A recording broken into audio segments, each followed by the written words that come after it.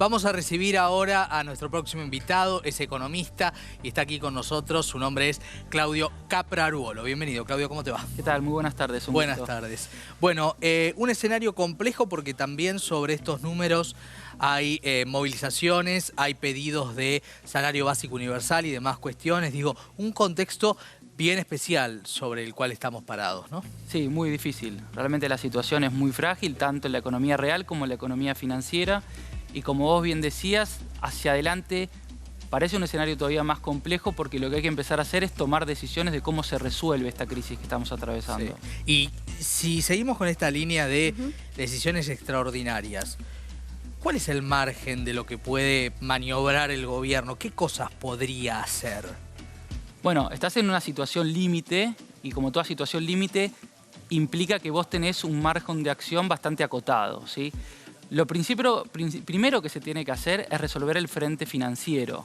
¿Por qué? Porque recordemos que esta fuerte suba de los dólares financieros, del contado con liquidación y también del blue que se da a partir de junio es producto principalmente de que empezaron a caer fuerte los bonos denominados en pesos, ¿sí? Los bonos de deuda local. A partir de ahí, lo que vimos fue que el gobierno empezó a tratar de tomar medidas para contener esa situación que claramente no fueron suficientes porque la brecha no para de crecer, la brecha cambiaria. Claro. ¿Sí?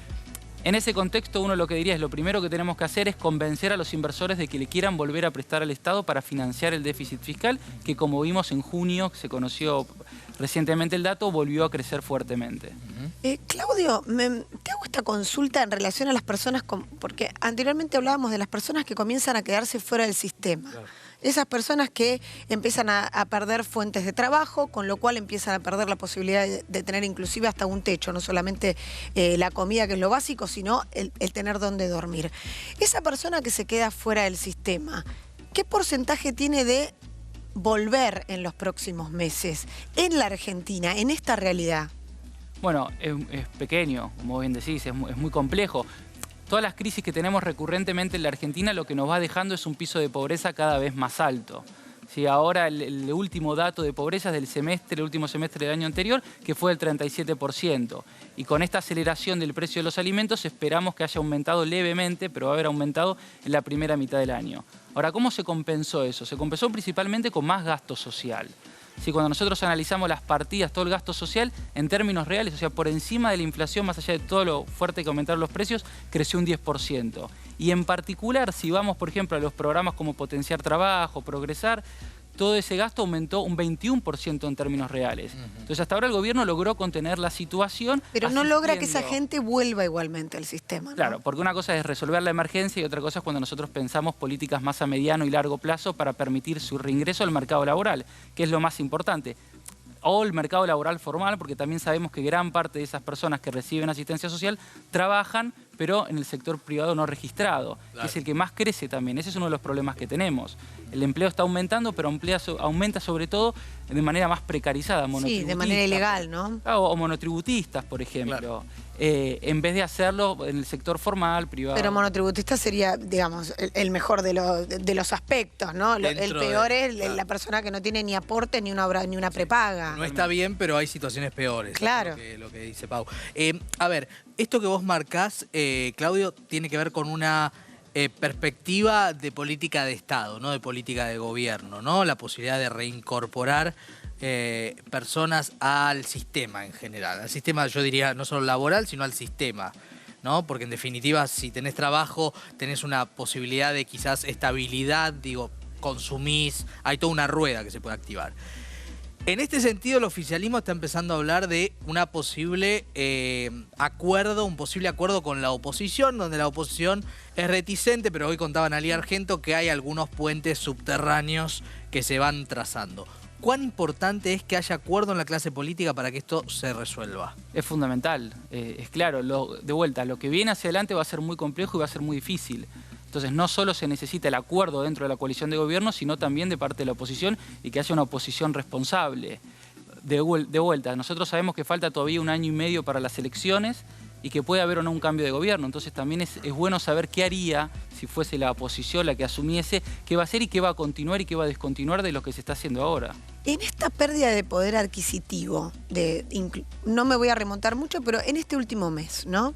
En el escenario económico no está la posibilidad de bonos ni nada por el estilo, porque no sería bien visto por el Fondo Monetario. Pero de manera interna, ¿crees que hay una evaluación de una ayuda, de un extra para los sectores más complicados? Por ejemplo, los jubilados que cobran la mínima, o por ejemplo, los que cobran asignaciones familiares, AOH, AOE. Mira, voy un punto hacia atrás. Me parece que hoy en día la discusión y la situación es tan crítica que pasa por encima del Fondo Monetario Internacional. Hoy en día lo primero que tenemos que hacer es resolver una crisis más allá de cumplir o no cumplir con el acuerdo con el fondo. Por eso decía, es central que entendamos que lo primero que hay que hacer es hay que recuperar la capacidad del Estado de poder endeudarse para poder evitar que sigamos teniendo esta presión en los dólares financieros que hacen no solo expectativas mayores de una fuerte devaluación, sino también de aumento de los precios. Entonces creo que estamos tan mal que primero hay que tratar de tranquilizar la economía, estabilizar, para después empezar a discutir si vamos a cumplir o no las metas del acuerdo. En ese contexto, hasta ahora, como decíamos antes, es lo que hizo el gobierno. Hace poco hubo un bono que, por ejemplo, era para los monotributistas de las escalas más bajas, que fue de 18.000 pesos a cada beneficiario, que parece muy difícil que se pueda sostener hacia adelante. Porque la realidad es que cuando uno mira los números fiscales no cierran. Ahora, el resultado fiscal es la suma de ingresos y gastos. Uno diría, bueno, se pueden aumentar los ingresos. Parte de la propuesta de Bataki fue modificar el revalúo inmobiliario, ¿no? Modificar cómo se evalúan los distintos inmuebles, especialmente, por ejemplo, los que están relacionados con el sector del agropecuario. Ahora, ¿hay margen político para poder hacer eso? ¿Se va a poder avanzar? Ya hubo un fuerte rechazo de distintos sectores, ¿no? Entonces me parece que la situación es mucho más compleja. Respecto del precio de la góndola, que es la preocupación, me parece, de la inmensa mayoría de la ciudadanía, más allá de que el dólar preocupa porque, a diferencia de lo que dice la portavoz, sí impactan los precios de los días. Lo vemos, además, ¿no? Y además, obviamente, más allá de los roles, todo el mundo lo sabe, ¿no? Y más allá de lo que en todo gobierno hay roles que tienen que tratar de decir alguna cosa que otra. Pero bueno, al margen de la digresión, digo, preocupa esta situación. Precios cuidados es una política que acompaña, pero que no modifica la ecuación definitivamente.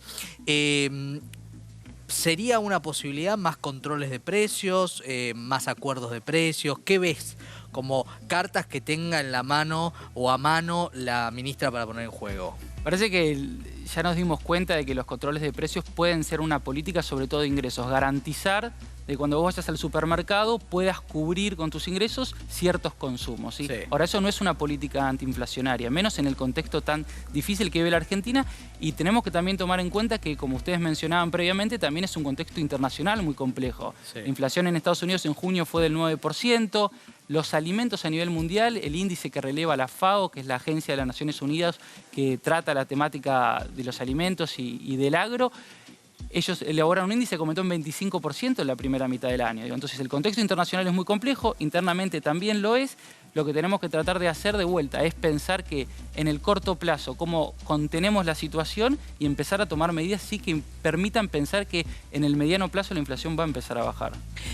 ¿Por qué a nivel regional a Argentina le impacta de otra manera y nos deja en una peor situación? Digo, el contexto internacional. Porque obviamente impacta a nivel regional, impacta en el mundo. Pero digo, Uruguay no se encuentra en esta situación, Chile no se encuentra en esta situación, Brasil no se encuentra en esta situación.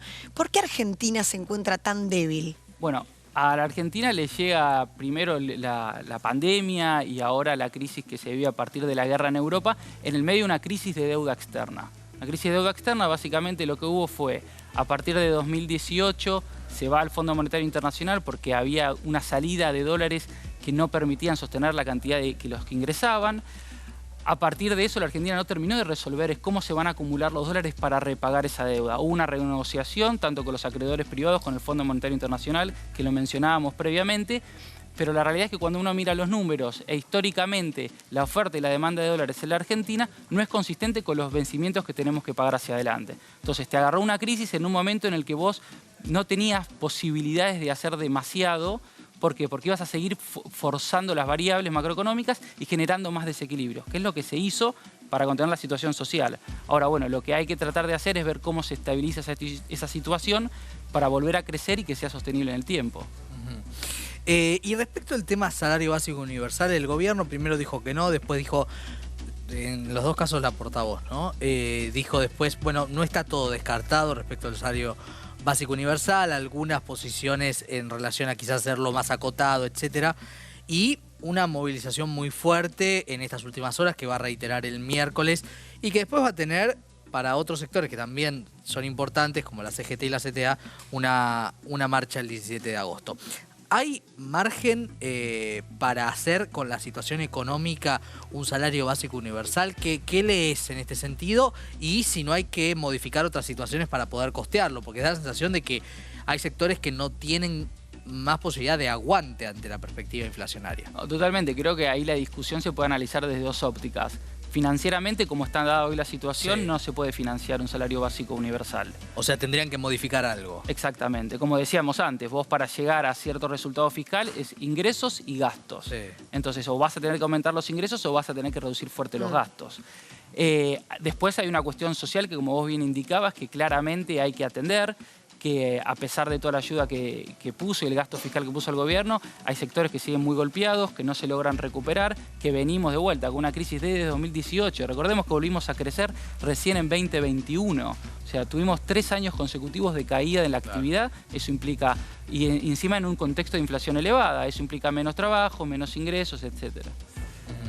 Bueno, entonces, digamos, para tomar esa decisión definitivamente tienen que, no sé, por ejemplo, pensar en mover retenciones, que igual ya parece una decisión descartada en el gobierno. O sea, de algún lugar hay que sacar aumentar los dinero. Impuestos inmobiliarios, lo que tenga que ver con el valor de la propiedad revalúo, también. Claro, los revalúos. Obviamente lo que también tenemos que tomar en cuenta es que un salario básico universal en términos fiscales implica un monto fuerte. Billones, ¿no? Entonces, si vos después decís, bueno, ¿cómo hago para financiarlo? Por ahí, entre que vos implementás, por ejemplo, un revalúo inmobiliario, no te cierran los números. Claro, porque es urgente la medida. Exactamente. Esas movilizaciones, las protestas sociales, los cortes, ¿no? Y los reclamos en la calle, que por supuesto siempre son válidos porque es la manera que tiene el pueblo también de reclamar, ¿no? Y hacerse escuchar. ¿Eso también lo huelen los mercados?